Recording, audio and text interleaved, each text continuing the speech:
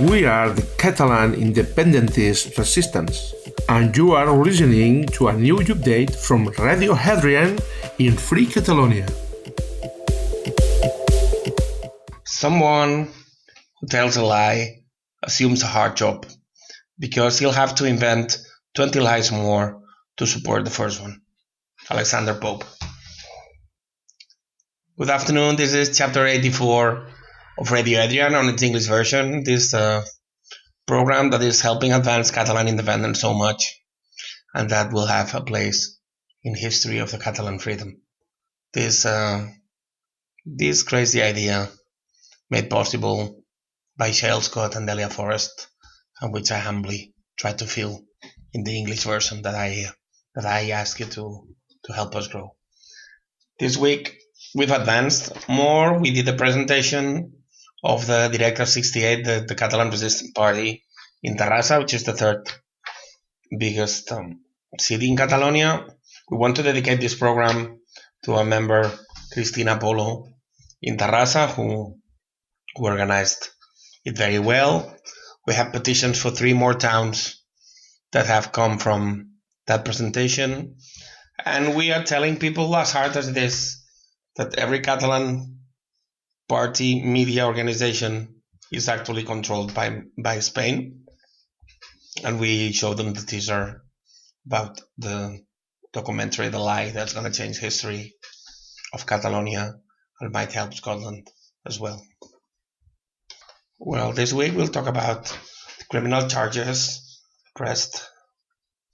presented against Alex Salmond, then the Brexit, Venezuela, and the Catalan process. Well, as you all know, I think it's 14 charges about sexual abuse and attempted rape have been presented against former First Minister Alex Salmond.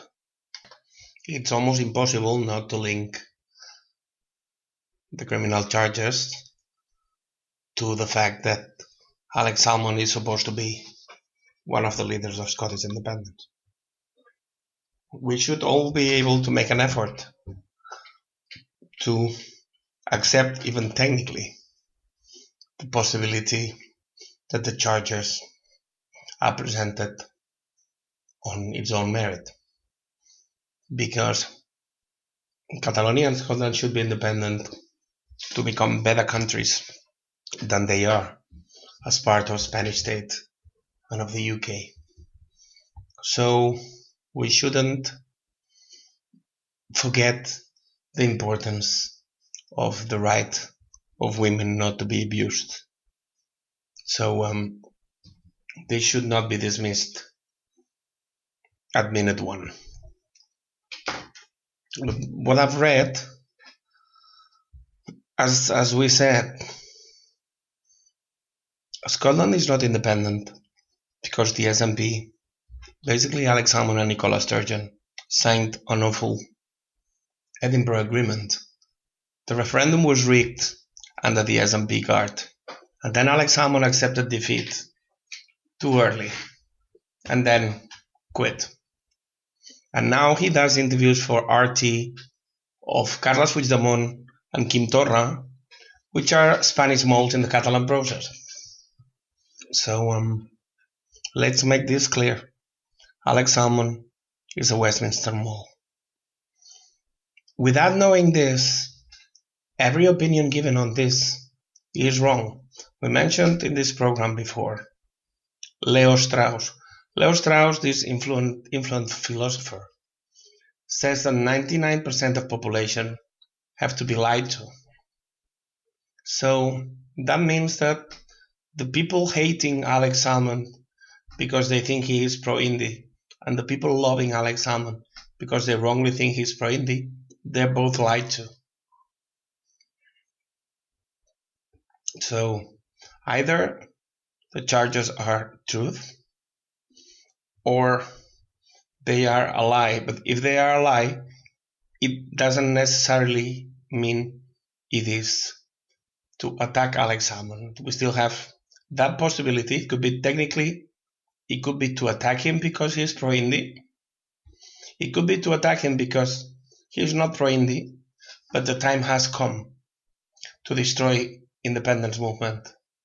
And that's why Westminster made that quasi-Nazistic campaign to almost force everybody to join the SNP after the Scottish referendum. What was a grassroots movement became a one-party show. Why? Because the SNP is run by London, and that's why they didn't declare independence even when they had 56 out of 59 in Westminster, an overall majority in Holyrood. Okay, and there's still a third possibility, which is the charges are pressed, but the process will go dramatically wrong, so Salmond might come out reinforced. You should be able to look at these three options, not be very basic and act as the system wants us to. We said with Delia 2 or 3 years ago, soon they're going to split the SNP, because by doing that they're going to murder independence. And it's going to be something about pedophilia or rape. And it has to be somebody important. Well, again, we've done it. We'll have to look to see how this advances. Another misconception I've read these days in social media, as you can hear from my voice, is not my best physical week, so I'm sorry if the level of research is not the one that you feel, but faithful listeners have a right to demand. But all this thing about the Indie Ref 2 might be coming, and say that Alex Salmond is related to that, that might be disinformation, a psychological operation, because no referendum will bring independence to Scotland. Without understanding this, you're working for the wrong side. Only UDI will bring independence to both Catalonia and Scotland. I'm counting of being one of the 68 plus Catalans which are going to declare independence in Catalan Parliament soon. We're never going to go through another referendum. Referendum has nothing to do with democracy. We explained this several times here. So we'll follow the Alex Salmond issue, but things are not always what they seem. The next issue is Brexit. We've seen in the last days how even Nigel Farage have told the Brexiteers that they should get ready for a second referendum. The defeat by more than 200 in the Brexit agreement opens things to two extreme scenarios: a no-deal Brexit or a second referendum. The fact that the agreed has disappeared is paving way. Sorry, but I'm running out of voice. Has paved the way for a second referendum. The polls already give 12-point advantage to Remain. So now the only thing left is to find the technical way to put the second referendum in place, which is the way to ignore the first referendum. For me, we announced it here a long time ago, and even in Truth Frequency Radio. The plan always was to keep UK in the European Union, to keep Scotland in the UK. That's why they rigged the Scottish referendum. That's why they always planned to have one first referendum of Brexit, produce all the problems after that, have a second referendum, and avoid having a second referendum in Scotland. And every step seems to be taking in that direction. I have to say that Catalans and Scots have been taken for a big ride But British Brexiteers have still been taken for a bigger one. Sturgeon and Salmond, hard as it is for most Scots to believe, work for London. But at least they pretend they work for independence. Puigdemont, Forcadell, Mas, Junqueras, those people supposedly in prison and in exile in Catalonia, they work for Madrid. But at least they say they work for independence. But the case of Theresa May leading Brexit takes the biscuit, because she campaigned not too enormously, but she campaigned for Remain. How can something that, even if you put all your heart in it, like it's Brexit, it might still not work? How can you expect to work while directed by somebody who's a Remainer? And this should have nothing to how you feel about British people, how you feel about European Union, how you feel about anything. We should be able to be open-minded and realize that British Brexiteers, Catalan and Scottish pro-Indi people, we have been had the same way. In Scotland, you had a referendum. They stole independence from you. In Catalonia, we had one referendum that has been ignored. British Brexiteers have had a referendum they won, but that will be ignored. Do you see the pattern? The pattern is, no matter what the people want, the elites do what they want with us. So hard as this, we should try to find links with disappointed people who voted for Brexit in England, pro-Scottish independence people and pro-Catalan independence people, because we have this basic thing in common. We've been abused, we've been betrayed by our own side. How can Nigel Farage tell his Brexiteers that they should get ready for a second referendum when he has a one referendum? A friend of mine told me a long time ago that he was a Trojan horse to murder Brexit from within. And that's what hits him. We'll see what goes on in the next days, and we'll keep commenting on that. Next big point is Venezuela. Venezuela, I've seen some, and I have to say from some young people, some defenses of Maduro, based on the fact that Guaido has been supported by United States and in the usual way.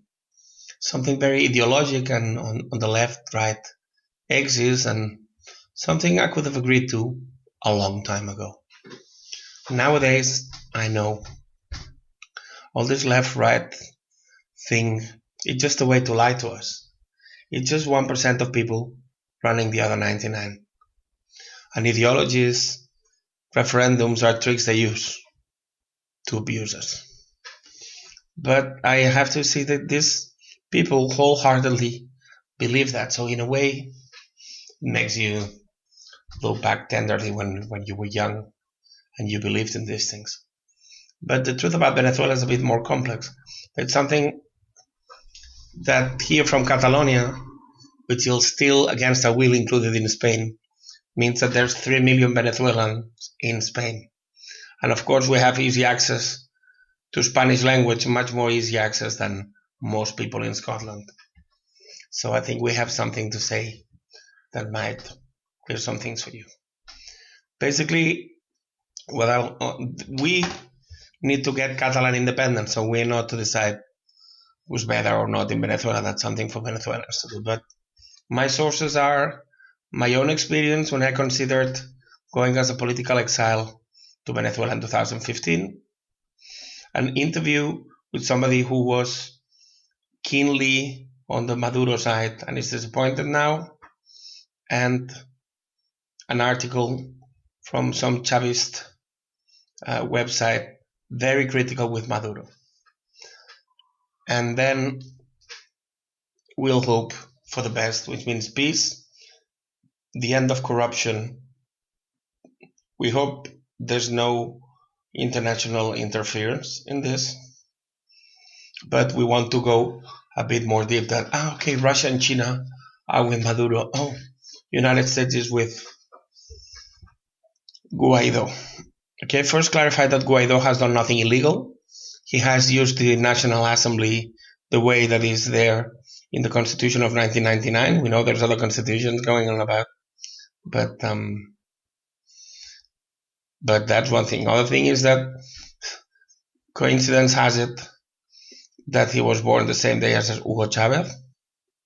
The 23rd of January, the date he chose to swear the Constitution, is not accidental. It's the same day where a dictatorship was brought down in 1958. So now there's been 20-something dead people already in Venezuela, and European Union is moving towards putting a deadline for elections.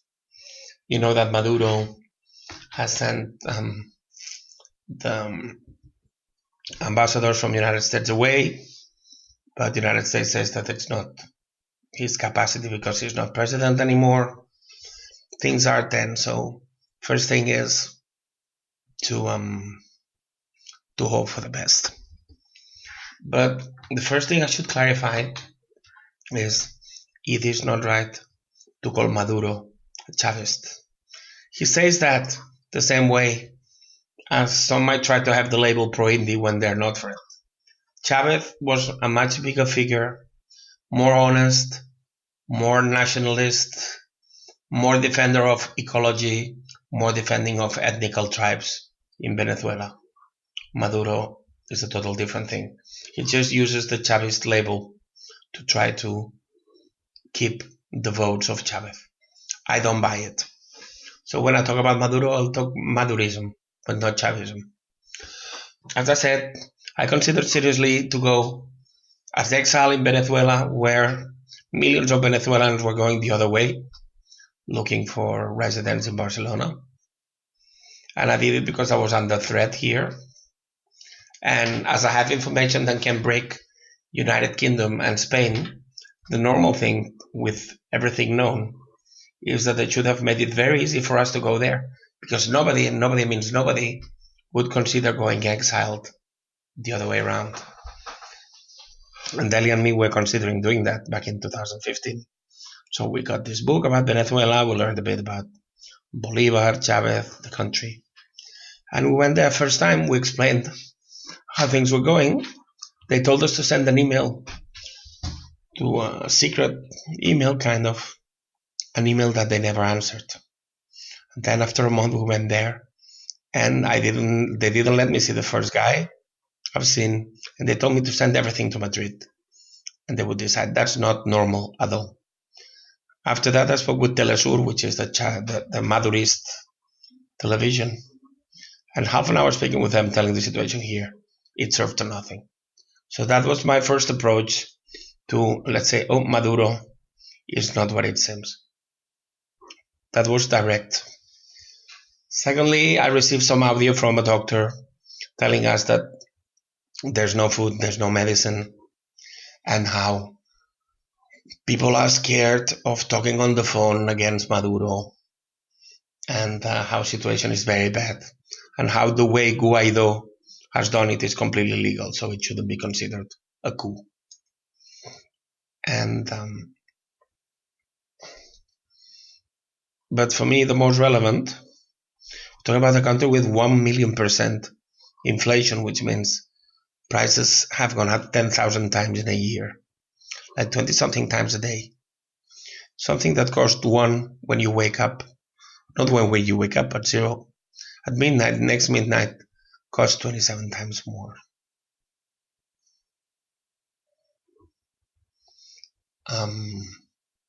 That's incredible. It reminds us of the hyperinflation of that brought Hitler to power.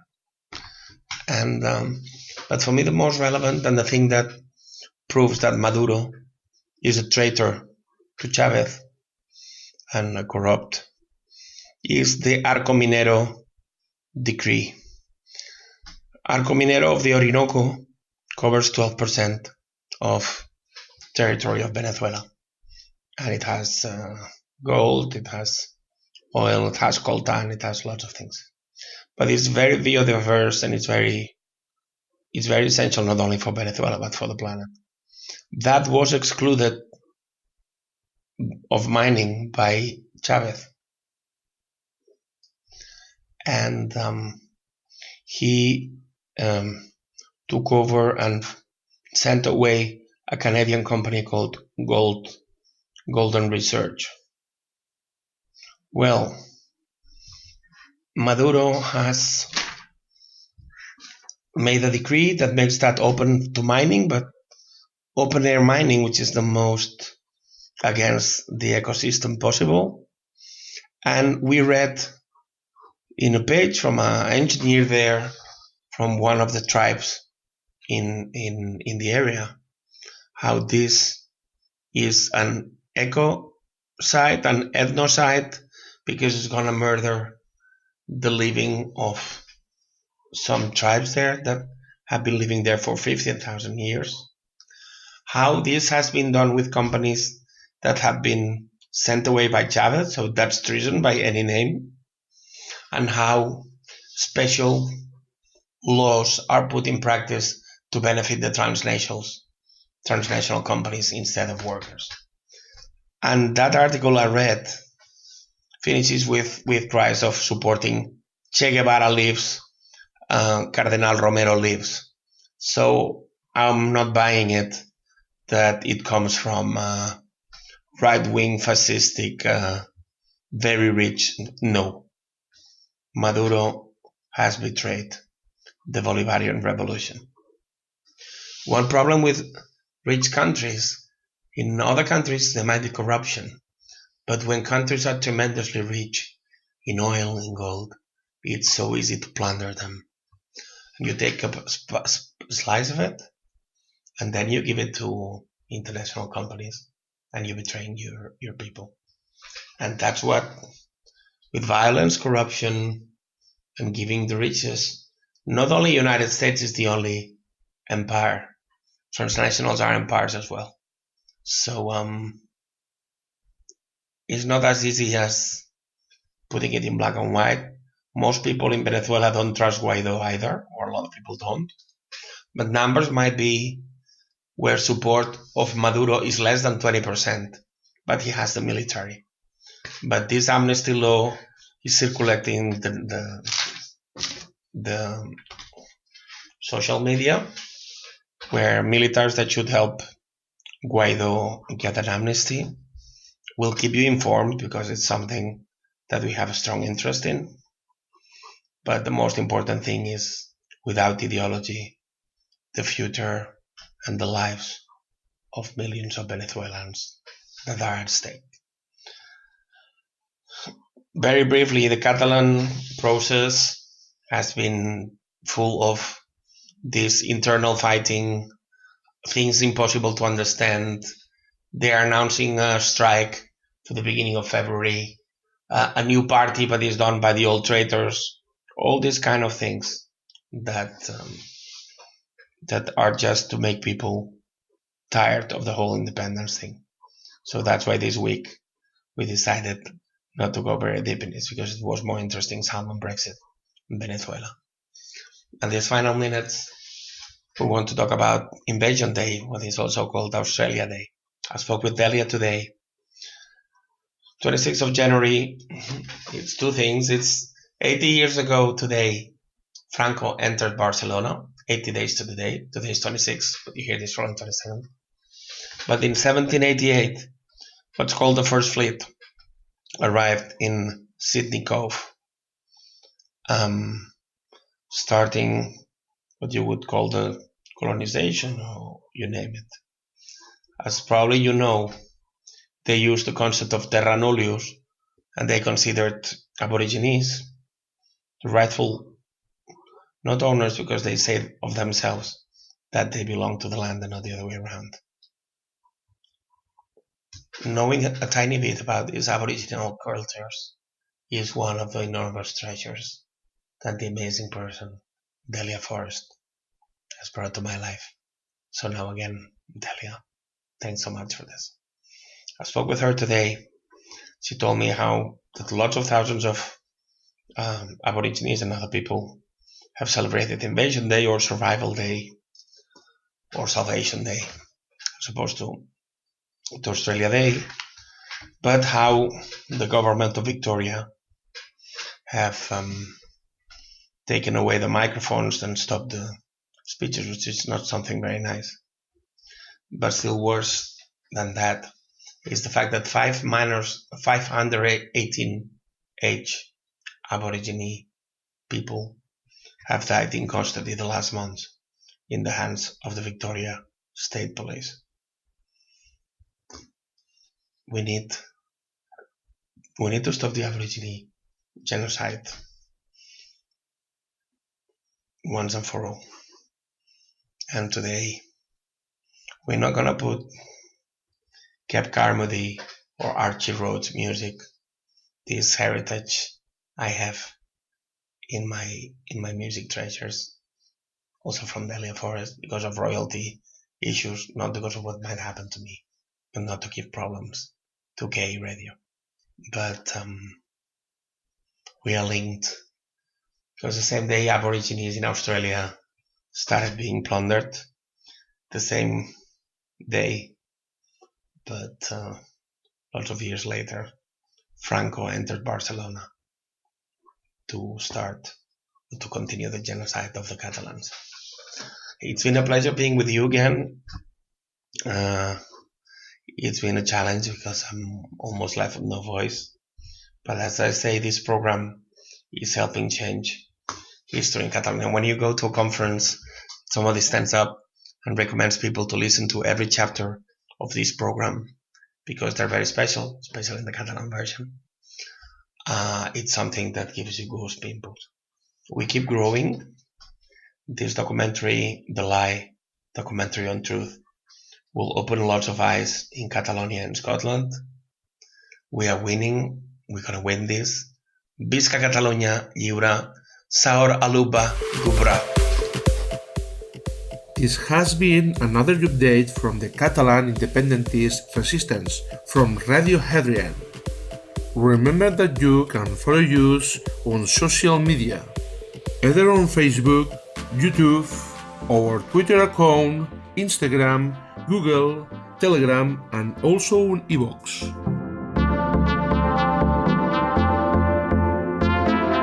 El 13 de setembre de 2009, el poble de Catalunya, amb total indiferència dels partits regionalistes, decideix organitzar una consulta popular sobre la independència. L'èxit és esclatant, 70% a favor de la independència. Espanya se sent amenaçada. Les consultes sense partits polítics són l'expressió de la sobirania del poble català, que Madrid no té sota control. Els partits regionalistes catalans es fan independentistes. Creen l'ANC, l'Assemblea Nacional Catalana, per agrupar l'independentisme popular de les consultes. La Mentida. 11 de setembre de 2012. El poble de Catalunya es manifesta amb més de 2 milions de persones a Barcelona amb un crit únic i unànime: Independència. Els anys següents es fan 6 manifestacions milionàries més, amb el crit únic i unànime: Independència. La Mentida. 9 de novembre de 2014. Els catalans són cridats a un referèndum per la independència que acaba sent una simple consulta no vinculant. Malgrat això, el resultat és un esclatant 80,91% per la independència. 27 de setembre de 2015. Les eleccions al Parlament de Catalunya es plantegen com a plebiscitàries. Els partits regionalistes, ara independentistes, guanyen les eleccions amb 72 diputats, més de la majoria absoluta, però incompleixen la promesa electoral i no fan cap declaració.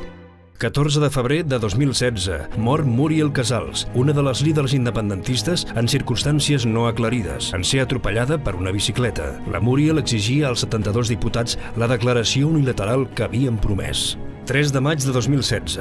L'activista independentista DavidRaventos es declara en vaga de fam per exigir la declaració unilateral d'independència i és obligat per la força a trencar la vaga de fam. Un jutge espanyol ordena el seu tancament a un psiquiàtric on és torturat químicament durant 2 mesos. La mentida. 1 d'octubre de 2017 es convoca un altre referèndum. La policia espanyola assalta els col·legis electorals. Tanmateix, la victòria és aclaparadora amb un 90,18% pel sí a la independència. Incomprensiblement, el 10 i el 27 d'octubre de 2017, els diputats del Parlament de Catalunya responen fent 2 falses declaracions d'independència. I amb la mateixa solemnitat, el govern i jo mateix proposem que el Parlament suspengui els efectes de la declaració d'independència. El govern espanyol respon aplicant l'article 155 de la Constitució en lloc del 116, que és el que pertocaria en cas d'una declaració autèntica, i fan presonar els líders catalans malgrat no hagin fet cap acte delictiu, perquè les declaracions són simbòliques i sense cap tipus d'efecte jurídic. Escòcia va perdre la independència amb un referèndum trampa.